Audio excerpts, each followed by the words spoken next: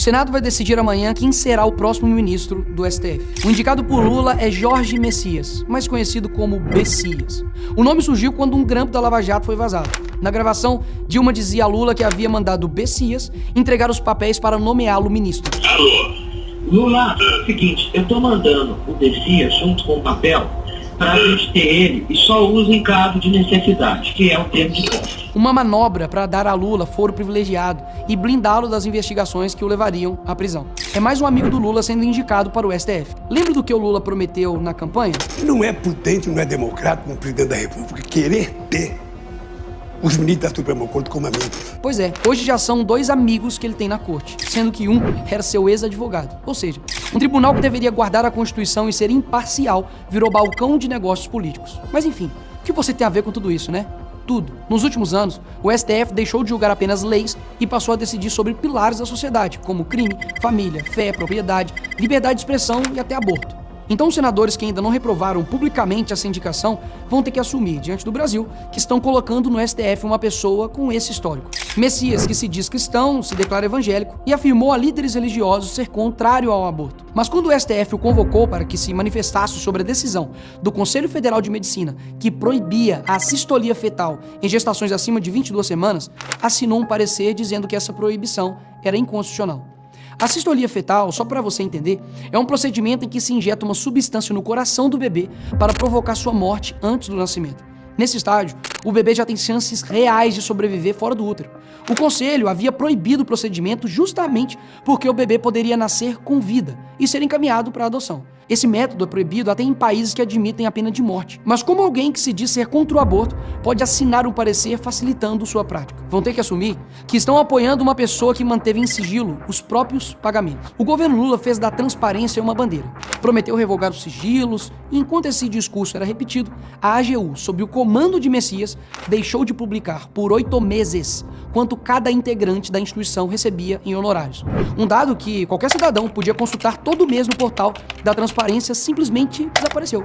Nesse período, os pagamentos somaram 2,5 bilhões. A justificativa? Incompatibilidade técnica entre sistemas. 8 meses de problema técnico.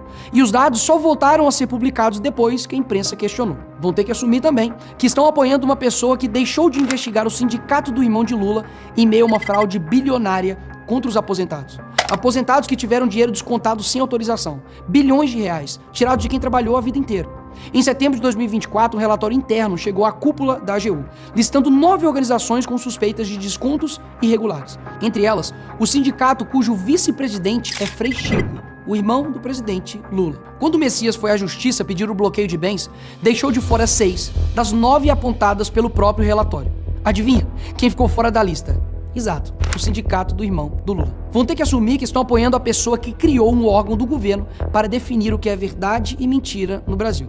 Isso mesmo. Messias criou a Procuradoria Nacional da Defesa da Democracia, o Ministério da Verdade. O problema é simples. Quem decide o que é desinformação é o próprio governo. Desde a sua criação, a Procuradoria não atuou em nenhuma denúncia contra membros do próprio governo, mas atuou em casos que atingiam diversos adversários, chegando a pedir direito de resposta contra jornalistas e parlamentares da oposição. Vão ter que assumir que estão apoiando uma pessoa que faz de tudo para que os brasileiros presos do dia 8 de janeiro continuem na cadeia.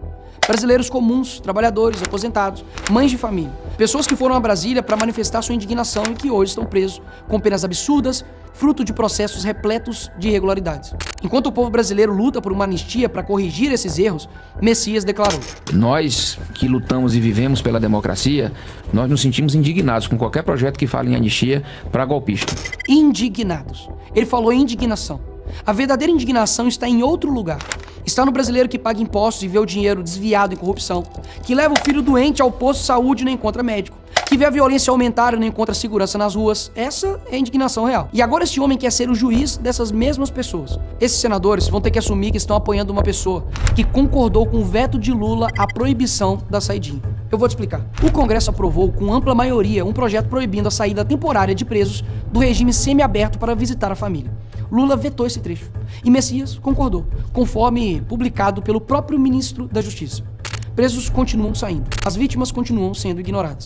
E esse homem vai decidir sobre segurança pública no tribunal mais alto do Brasil por décadas. Vão ter que assumir que estão apoiando uma pessoa que é a favor de censurar a a internet. Messias defendeu que as plataformas digitais deveriam ser obrigadas a remover conteúdos antes mesmo de decisão judicial. Na prática, uma rede social passaria a monitorar o que você publica e decidir se aquilo pode ou não ficar no ar, sob pena de ser processada pelo governo, sem juiz, sem processo, sem direito de defesa. O mesmo homem que quer dar ao governo o poder de silenciar o que circula na internet vai sentar no tribunal que decide se isso é constitucional ou não. Para você ter ideia, ele citou Lula 54 vezes em sua tese de doutorado. Será que ele vai ser imparcial?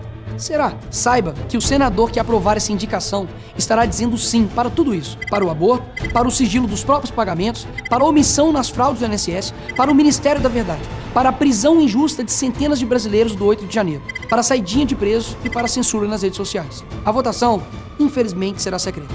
Portanto, só tem um jeito de saber quem é quem. A declaração pública que não votará a favor do Messias. O povo brasileiro não esquecerá.